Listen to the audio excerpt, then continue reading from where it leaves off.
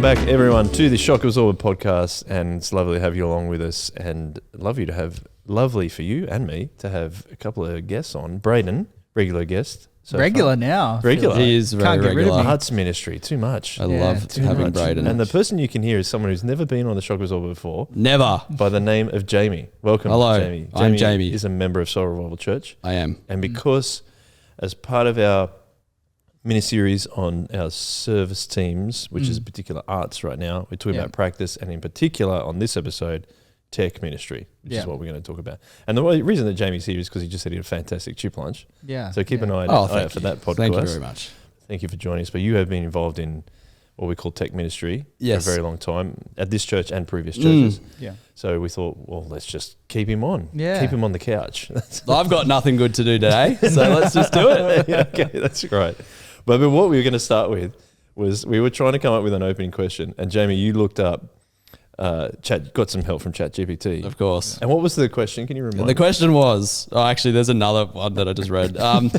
Do you remember the first time you saw technology used in a church setting, and what impact did it have on you? Yes, and immediately, thank you for that. And immediately we thought of the overhead projector. Yes. For the song lyrics. Yeah. That was pretty cool. I mean, it was a pretty good example. But I do remember how quickly you had to, the poor person who had to swap it all the time. And then I think that's something you can get into with tech as a whole. It's like it's only noticed when you make a mistake with it. Yeah. Oh, 100%. No one picks it up unless you don't. Yeah. It was always perfect. A weird format as well. It was like an A4 sheet. Yes. Of clear, like it's not like a Yeah. widescreen, like whatever. It was like literally like a A4 sheet with like words on it. Yeah, definitely. What is an overhead projector, Joel, for the younger? Yeah, for the younger audience. Usually on this podcast, I'm the youngest with Stu and Tim. No, get wrecked, bro. You're the oldest today. Yeah. Well, it's like a big box, isn't it? And it's a big light projector and it reflects it almost like a periscope up onto a screen. Yeah. And I was just remembering sometimes they obviously weren't printed probably, so someone had edited them with a pen. Oh, yeah. As well. Yeah. Because they're obviously expensive to print on. Right? Yeah. Because I think you can print on them now in normal printers, I think. Yeah. But maybe they had to. But who's doing that? I don't know. Exactly. Someone. Yeah. Someone is doing that. That's a tough ministry to pull off. It's got to have a particular lens on top as well of the where the light comes out. Yep. Because otherwise it would not, like, it has it all straight and stuff. I don't know. It's all a very complicated system. It's for something that seems so simple. It's like actually awesome. I have such a weird memory of. So when I think of overhead projectors, I think of primary school because I think that was like a connector. Is like they were still using those in churches and when I was in primary school. And I have a weird memory. So I know what teacher it was. So I was in year 5 on one of the afternoons during the week. I'm pretty sure it was a Friday afternoon. He would just be like, I'm a bit sick of teaching at this point. So he would just like be like, we're just going to have a sing. And he would just like put songs on and put the overhead projector and do the lyrics and we'd just sing them. Except it wasn't like, I didn't go to a Christian school, I went to a public school. So what were you singing? Well, that was the thing. It was just songs he liked. So like... well, like Highway to Hell. No, it was like Crowded House. And like, that's pretty cool. Yeah, like just like 90s or 80s pop music. Yeah. It's like Ice House. Crowded House, like Australian. Yeah, nice. And it was just like, I don't know why I have that weird memory, but that's when I think of an overhead projector, it's like the lyrics to Weather With You by Crowded House. That core memory. Yeah, that's awesome. I was like 9. There's so much effort in it, like make sure it's in the right order. Yeah. You have to do that. Oh, and like straight. Yep, it's got to be straight. When you Like there was so many people at like my old church that just not straight and it messed with me so much. I was like, it was just slightly off and I'm like, nah. Tilting it. Yeah, like what's that? Yeah, that's no good. But pretty iconic piece of tech, I will say. It is actually. Yeah. And I wasn't aware of it as much until I went to church. Yeah. Yeah. 100%. It's high effort, isn't it? Like high prep, high effort. Yeah, and like pressure Yes. at the same time. Yes. You got to get it right. Because I think that, so I was part of really establishing we established Soul Revival Church. There was only 30 of us when we started, and I was the main guy on the slides. Hey. From the very beginning for about 5 years. Wow. Yeah. Yeah, it's iconic, right? Yeah. And but I wanted let's dive into that detail a little bit in regards to it only gets noticed when you make a mistake. Because the system that we have at Soul Revival, and I still do the slides on Saturday nights on a roster, is the band leader checks the lyrics afterwards. Yes. And sometimes that may not happen. Sometimes it's missed. But the good thing is that we have a computer program that we use called Proclaim, where you can swap the lyrics really quickly. I actually remember back in the day editing a song on the fly while trying to keep the lyrics going, but also editing another slide that I thought was wrong. So that's the beauty of using the technology. But Brayden, as our arts pastor, maybe you can help us to kind of understand, like, you only get noticed when you make mistakes. And I mean, how do we kind of, and you touched on it last week when we were talking about the music ministry of like creating an environment where it's okay to make mistakes and to love people when they make mistakes. I feel like even with music, people get a little bit more grace with that. But if your lyrics are wrong, or the slide doesn't come up and the people can't sing, people are more upset than if a bum note on it or something like that. Oh yeah, I can relate to the franticness. I was part of running tech when I was at college, and I remember like someone getting up and being like, they had just changed what they were going to do. And so it's like, okay, we're all going to say this psalm together. And I quickly had to go on Google, grab the psalm, put it in, split it, was formatting the slide before the slide they were reading on the fly. And so like, you can relate to just like getting absolutely stitched up in those situations sometimes. You're just like, oh no. They're like, oh, the Bible reading today is from John. You're like, what? We're doing blah. I thought we were doing Revelations, or like, so that actually happened to me last weekend. Yeah. Things like Proclaim make it so much easier and that's to fix either your or someone else's error. Yeah, absolutely. And I appreciate that. But again, I think we were touching on this just before we started. Jamie and I were chatting about like that idea of serving and trying your best and aiming for excellence in what you're doing as you are looking to serve the church. But also, we're a family, we're a church family together, and therefore part of serving together is existing and being together and being human and making mistakes and brushing it off and being like, that person's trying their best to glorify God with what he's given them. And so, I think we can all appreciate that feeling. At least the 4 people sitting in this room have done tech and Proclaim and slides before, and that slow feeling of 100 eyes slowly turning and looking at you. But I get that, because when we're talking about it, we're trying to lead the congregation. If the words aren't right, you're not leading the congregation well. But often it will be a mistake that has happened unintentionally. Like I've had situations where it's because someone's scrolling on their phone rather than paying attention. Like, so it goes both ways. But I think it's it's always that balance of, and whether it's in tech ministry or hospitality or welcoming, where you're both trying to do the best that you possibly can in service in terms of loving God and understanding that people are acting out their service and their faith in serving other people, while also maintaining that when we're striving for our best, but we're not professionals at said thing. We're a church that's trying to work. A church is a bunch of people coming together and trying to love each other and trying to live out Jesus's commands together. And I think once you understand that as a reality, it helps you understand and approach many things at church. As church isn't a bunch of people who are perfect, who are then trying to live that out. Church is a bunch of sinners who have been saved, coming together and living that out together. And that just kind of flows into everything that you do. And I think tech ministry is a great example of that, because you have people who are, like you've said, Joel, lovingly serving the congregation with their time and their skills and the things that they're doing. But often it is a ministry that again is only noticed when it becomes either distracting or something goes wrong. And therefore it is actually an excellent opportunity to live out loving one another and appreciating one another in doing that, in understanding that.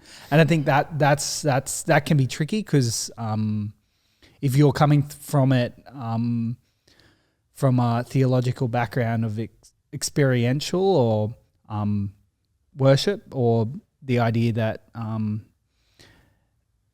these things that you're experiencing are the way that you connect fully with what you're doing and the way that God is speaking to you above all else, then of course when things go wrong, that's catastrophic. But when you're approaching it from the way that God speaks to us is through the Bible, and everything else that we're doing around that is supplementary to that and comes from that place, then you can obviously, you're able to, I think, give a little bit more grace, but you're also able to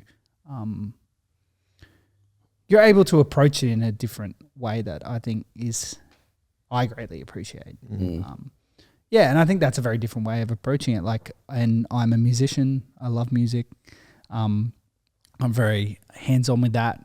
But I also know that the most important thing that we do every week when we gather together as God's people is read the Bible. And I think that's an important thing and a blessing that we have as we approach things like tech, things going a bit sideways, is that we can laugh it off, smile it off, appreciate the person that's trying their best and move forward with the service, as we know that we're a bunch of people coming together as God's people trying our best. And I think that's what I greatly appreciate in getting to be part of a team.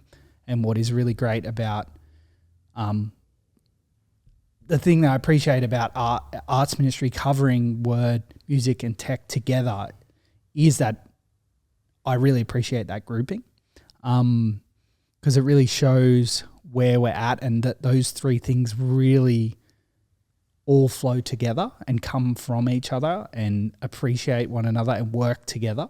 I don't know, because you could have the most amazing band in the world, but if you're not approaching things musically from God's word and working together with tech, then it's just going to be kneecapped, and there's really a ceiling. First of all, in terms of word and coming from God's word, then there's really a ceiling there. But also if the tech... if you're not working together with the tech team, there is a ceiling to what you're able to do. And that goes vice versa. You could have a really, really amazing tech team. But if the music team isn't approaching things from the way that you need to in those situations, then you have a ceiling. You're kneecapped from the start. And so that's what I really appreciate about it, having these things grouped together, is we are a team. Obviously, the word of God sits above those two. As it should, in my opinion, and forming everything else that we do. Everything flows out of that theologically, where we sit as a church. But having these things grouped together and not siloed in separate things, I think appreciates, and it shows the way that these two work together as a team. And I greatly appreciate that. I'm sure, Jamie, you've had plenty of experiences either as in tech or in music where you're not on the same team, and therefore if you're not pulling in the same direction, that's actually really hard. Yeah, 100%. I think they're definitely, I've had experiences where the teams are very detached, and it creates quite a lot of animosity between the two teams as well, especially between musicians and sound people, for instance. Because and you see it more when it's more obvious when you're very clearly not working under God's word. Because it's all about, I'm right, no, I'm right, this is how we should be doing it. And tech people fighting against musicians, and it's just so messy. And so that's as I've come to Soulies, it's been such a breath of fresh air. That it is all under one team, and there's such a cohesion that exists within the team, and it's not like we're us and you're you. We're all working in this together. And just going off what we were talking about before as well, no one's a professional. Yeah. No one, this isn't our day job, except for Brayden, it is. And you one day a week. That's right. But the majority of people serving are volunteers. And so, you know, I am of the opinion that if I would much rather notice a mistake than be and have that distract me than be distracted by technology and music being used in the wrong way. Yeah. And I think that approaching everything at church with a servant attitude just change. That's the blessing that we have in the faith that we have, is that we have a servant savior, and therefore we are taught to approach situations like that. So when you have a music team that's looking to serve the sound team and a sound team that's looking to serve the music team, it completely breaks down those traditional kind of like barriers. And I've worked and been in this, is like, that's not a new kind of clash in terms of it's not unique to church.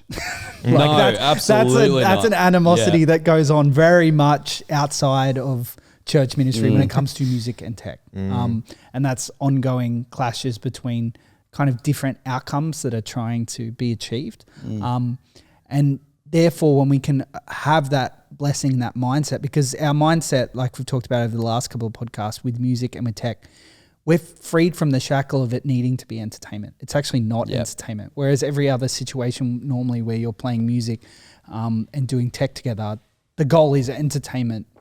And therefore, when we're freed from that shackle and we're able to come to it instead of service of one another, because the goal isn't entertainment, the goal is to help one another love and know Jesus more. And therefore, you're freed from that entire outcome of animosity in that thing. And that's why you sit under word ministry and what we do. And also, it's just a great weight off, I think, is what we're saying. Like, quite freeing. Yeah, exactly. It's massively freeing. And I'm greatly appreciative of work under those environments. It's great to, it's great to get to approach things, and that's bigger than just arts ministry in church, but it's great to get to appreciate one another's skills and come to each other in acts of service rather than like domineering or looking to win or something like that. No, that's right. The point is to edify God and to, like Brayden said, help bring people into a closer relationship with God. And if that sits with the guidance of the Word as what you're trying to achieve, then all of that gets so much easier underneath, and there's no animosity and there's no fighting, and there's actually just a real reverence to God and the people, and grace and all that sort of stuff with the people that you're serving with, and understanding. So, yeah, I think that's true. I mean, I was just thinking about last Saturday? The Bible reading was wrong. The Bible reading that was going to go up on the screen was wrong, and I'm like, that's right. I'll just change it really quickly and put it back up there. I don't want it to be a couple of slides behind. I did that, and it just wouldn't proclaim for whatever reason. We couldn't figure out why. It was just not putting the Bible reading up again. Like we changed it, done everything. I still couldn't figure out what was going on. And then we have this 5-minute countdown before church starts, and that starts going up. I'm like, oh my gosh, now I look like a real idiot. But I didn't. Yeah, we couldn't figure out what. But thankfully, no one came and bothered me about it. No one said, "What are you doing?" Yeah. Only some Jai came to help me and say, "What's going on? Like, can we fix this?" I'm like, I don't know. Look, I've changed it, and I think what I worked out was the reading was to verse 27, but I'd put in 28 in the search bar. Yeah. And there was no verse 28 in that. Oh, I think that's what ended up happening. But again, we didn't have someone coming after me. Because there's this whole thing, isn't there, what we're talking about, I think, of almost turning church into a product. And I think that is a result of some of the seeker-sensitive stuff that was in the 80s, that if we just make church as close as possible to what people experience in their normal life, then they'll want to know about Jesus. And there's probably good intention in that. But I think there's a shadow or a negative outworking of that. If the product or the display is not good enough, then people won't want to know about Jesus. But the thing is that that's not what Jesus essentially is asking us. I mean, recently, Jai again preached saying that you don't have to get rid of all your mess before you come to Jesus. And you've been saying that too in these podcasts, Brayden, of come to Jesus with what you have, not what he's maybe eventually going to give you. Yeah. And I feel like that's, we're often selling too far down. We're worried about selling too far down the sanctification process. Yeah. Sometimes, rather than this is what we have and we're going to do our absolute best. And I think you guys are right too. It's like this fine line of treading excellence or doing it well, but not at the cost of relationships or difficulties or anything like that. Like it's good for us to work through that together. Yeah. And I know, Jamie, you've talked to me about excellence in ministry. Is that a battle for you, maybe, that you just want to do a really good job, or it can come across that way that you are only focusing on that, or have you been in danger of doing that before? I think it's a good question to come off the back of what you were just saying. It's a really dangerous position to be in when you do try and present church as that down. One of the phrases that I love churches use is "come as you are." So it's very similar to what you just said. And I think over my tenure at various churches, it has become easy, whether it's because of lack of guidance or not falling properly under what the word teaches. But it's very easy to slip into that mindset of, well, we need this to be perfect. This needs to be, if people see that it's not a polished experience, then they're not going to want to come. And I think that's some churches that I've been to that really prioritize things like production and high quality everything and unlimited budgets. That sort of set up in my mind that's sort of how things are. But as I've sort of learned and grown and read the Bible more and coming to Soli's and being part of the Anglican Church as well, just more broadly, I've become a lot more focused on what really matters. So it was very hard, and it's I still do battle with it as a lover of tech and a lover of music, and a lover of people.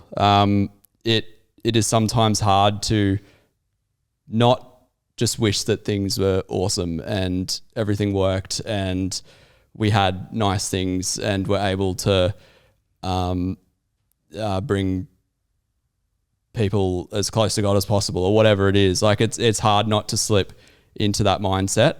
But I think when you've got, and as we were talking about having a team is really important. I've been in situations where I've been the only person who does basically everything, and you get into this perpetual spiral where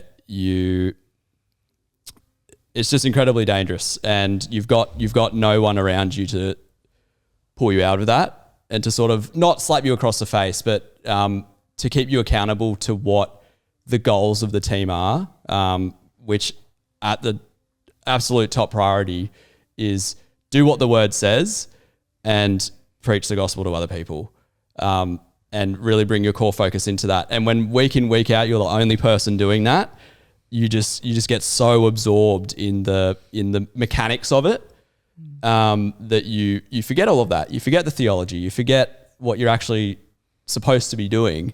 And so something I've really valued at Soul Revival, first of all, was that I didn't just jump straight into a team, but also that by having something like an arts team that is so broad by definition and broad in what it covers, allows the team to be a lot bigger. It allows a lot more different people to be involved in interacting with each other. It means you're not the only person that is responsible for a particular thing, and you've got so many other people that are around you to support you. Whereas when you segment teams and you put them into, you're the sound. I've been to churches where it's sound team, media team, lighting team, music team, like obviously music, but like really segmenting the groups, and it's incredibly dangerous because there's no cohesion, and those teams are so small that there's often no one you all get into this cycle where you're all doing stuff every week and you're not, able to have a break, or you're not able to step out and just refresh and just have a service where you're sitting in there and you're actually absorbing the preaching or reading the Bible, or just or whatever having it is, the experience of being in church, as opposed to just serving every week. Yeah. Because the service then becomes everything that you think about, and you go to church because I do tech. Which is a very not good attitude. I can understand why it happens because it's happened to me, but it's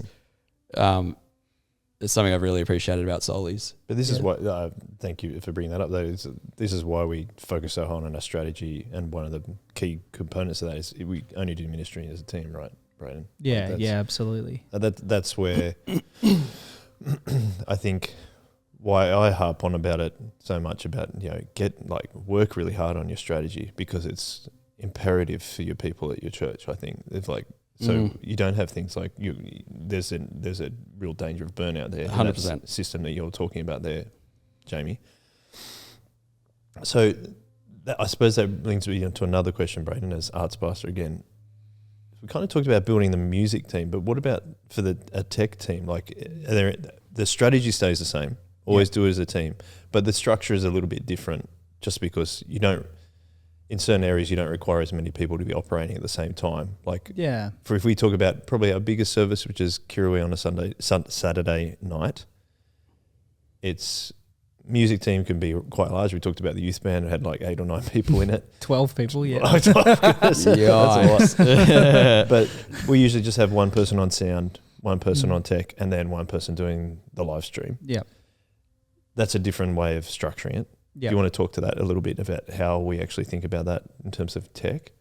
Well, I think, it's a difference in terms of like being able to operate with less people in terms of, I think it would be tricky doing sound with 2 people or even 3 people, just because of the nature of what you're trying to do. Building things by committee can sometimes be quite hard in those kind of situations. But yeah, it's set up that way in terms of those kind of roles. I think it's good that we, again, aren't siloing people in terms of we have lots of crossover between those teams. There's different people on most weeks, which I think is a great blessing. I think it's tricky if you're a church with, and we have church plants across Soul Revival with less resources where people are on things more often. That's just the realities of being different sized churches. Church planning. Different sized gatherings, sorry. But yeah, just in terms of practice and ideally, you'd have, we have one person on all 3 of those. And I think it's just about giving people the opportunity to serve in those roles and having them step up in that way, but also having a sense of team inside that as well, because there is a larger team across different gatherings, across different times over the weekend. I think I'm always greatly humbled by the amount of people in the arts team, the amount of people that serve every single weekend. And I'm like that with arts or hospitality or welcoming. Like, there's so many teams that happen every single week here at Soul Revival that have volunteers every single week who are giving up time every single week to make the gatherings happen. And that's just, I find that really humbling, the way that people serve God in those ways. And the actual, the practice of those ministries looks a little bit different across the different gatherings, whether you're on sound or on Proclaim or at the moment we're just live streaming Saturday night at Kirrawee. We've live streamed Sunday morning before. And that obviously looked very different over COVID. And yeah, those teams kind of operate in different kind of ways across those things. And I think that's to do with our strategy, but having the, like I think you've said over and over again on this podcast, we have the grounding of the theology, and then we have our strategy, and then that practice can look different depending on the different size gatherings that we have, whether Yarrawarra, who currently doesn't have music, all the way to Sunday morning or Saturday night at Cura, where you have a larger roster, so you might only be on sound, I don't know, once every couple of months. So that obviously, that practice looks different, but it's still both informed by the theology and the strategy of what we're trying to do as a church. And that's a great blessing we have. And I think that's been something fun to figure out together. Like you mentioned, Joel, like we've been a church for, I don't know, 12 years or something now, 13 maybe, I can't remember. And so you have people who've been members of the team as it's grown over that time period, which is something I really appreciate, is then getting to share that with other people.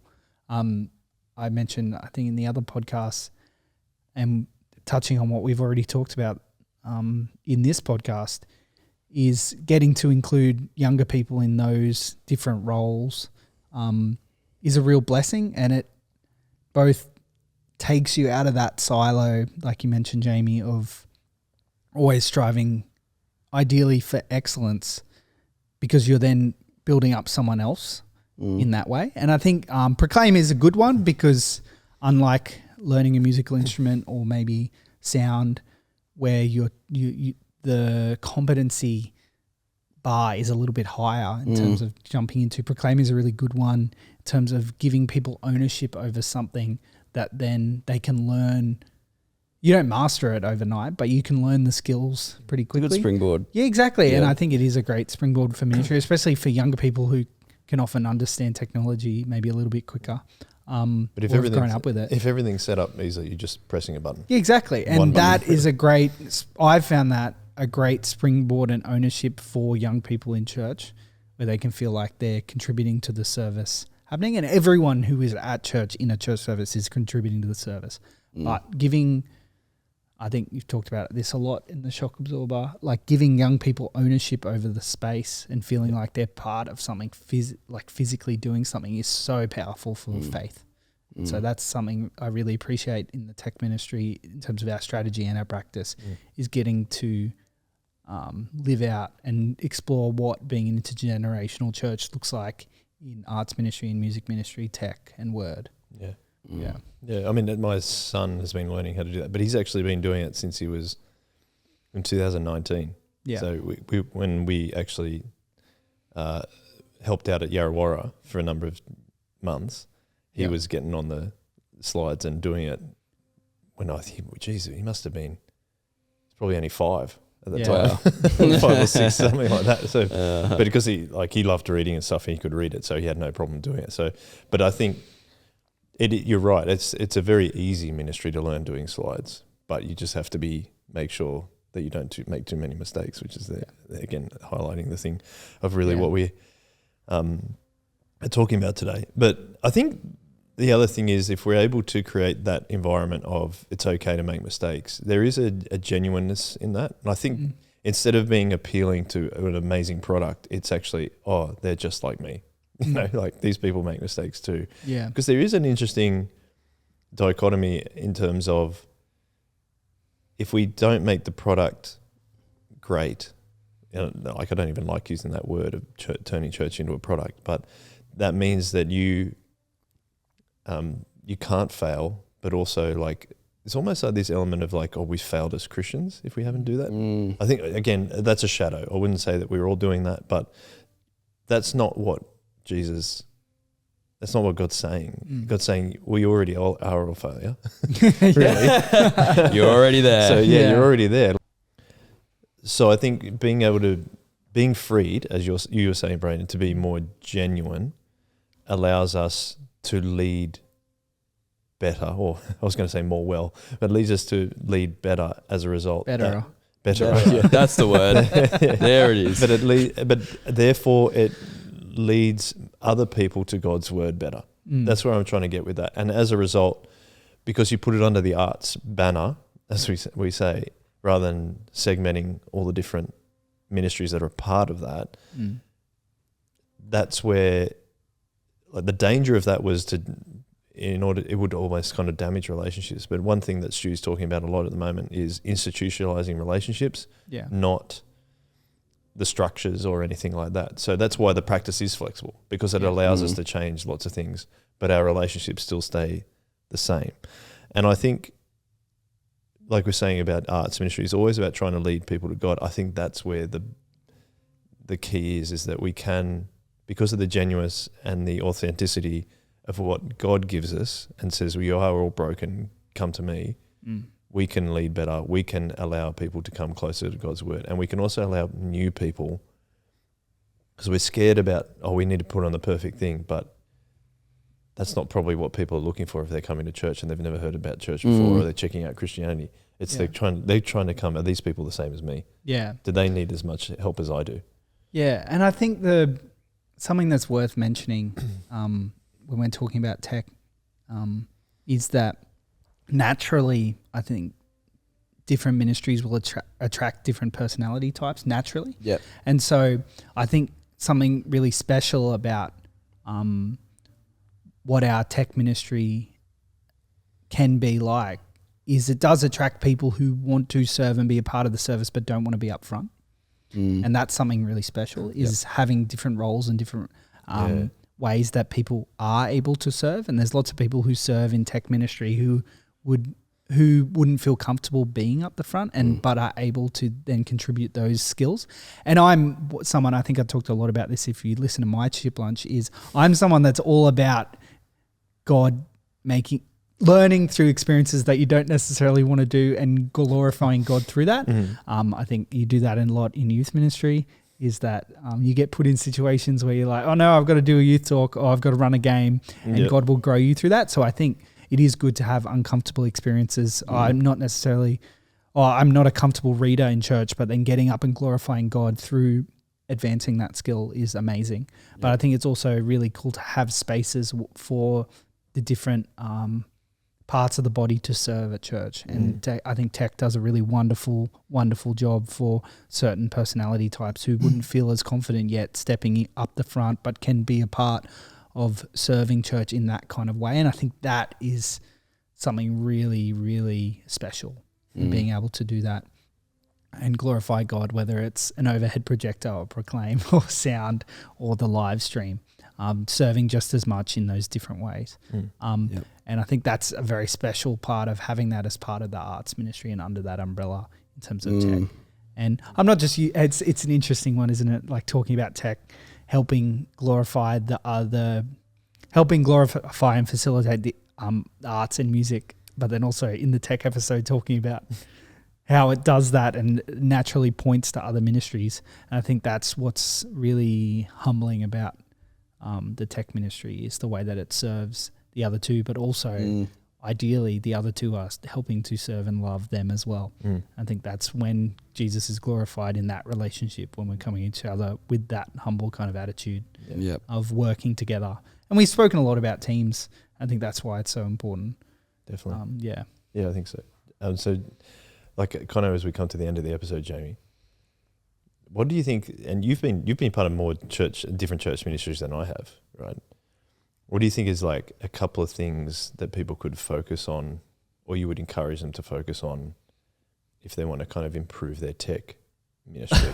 Because I know you buy the most expensive thing, or an overhead projector, maybe. Overhead projector. Go back. Let's go back in time. Yeah, we're going analog. Yeah. I just mean in your experience, like what have you seen work helpfully in regards to like kind of what we're talking about? I would like to say, first of all, make sure that that the Bible is at the center of everything that you're doing. Is the main thing. The Bible actually, whilst not having a lot of technology in it, i.e. none, because it was a long time ago. They had different technology. They had different technology, and it really can actually be quite helpful in putting your mind in the right place and setting a framework for how you do ministry, and the decisions you make too, and the decisions that you make. And so that's a really big part of growth in tech ministry. But I think I really liked how Brayden said it before, that tech is a ministry that serves ministry.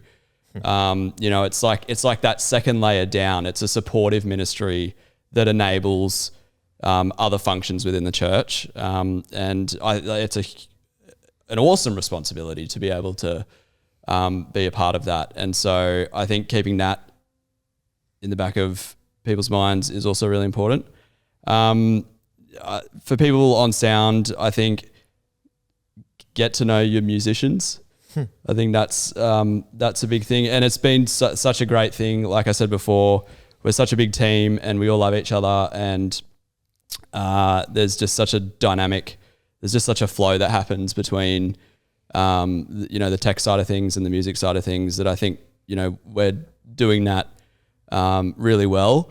But as we were saying off camera a little bit earlier today, musicians are often just already predisposed to a lot of they might not be sound people, but they're sort of predisposed to how that sort of stuff works. And so building relationships with people that aren't technical but are musical can be really helpful. People can teach you things. I think being really open to learning things is also very important in tech ministry, because we're all volunteers, and we all know different things, and none of us, more often than not, we're not professionals. We don't do what we do as a day job. And so being open to learning anything from people and not bottling yourself into this, I know this better than everyone else, because that creates tension and can get quite dangerous. So I think, love God by loving everyone that you work with, and get them involved to be able to learn things, and just strive for excellence, but be humble, and, there's grace in your failings, and don't beat yourself up when you do make a mistake, because it's all part of growth, and God doesn't care.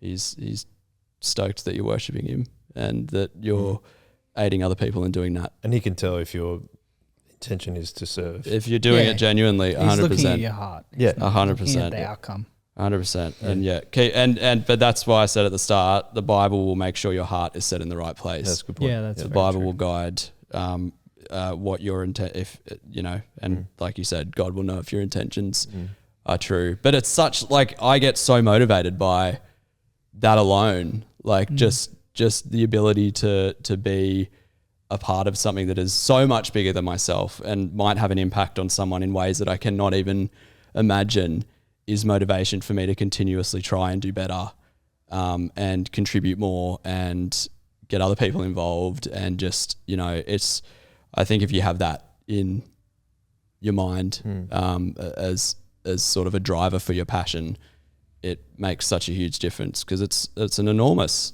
privilege. And even though we're not up the front, if we're talking about tech, you're not up the front, like the musicians are, you've got just as critical a role in edifying God through music as the musicians do. We all have people often diminish the tech side of things and say it's not as important, but I think it's just as important as a supportive ministry to music. It's an enabling ministry, and it allows us to do what we do and bring people closer to God. So, yeah. Because Brayden, I'll give you the final word of this, but the intention there, and I like what Jamie's saying, is to almost provide more room for God to work. God's going to work no matter what, but it's also just trying to lead. It's like we're saying, we're trying to lead people closer to Him, aren't we? Yeah, and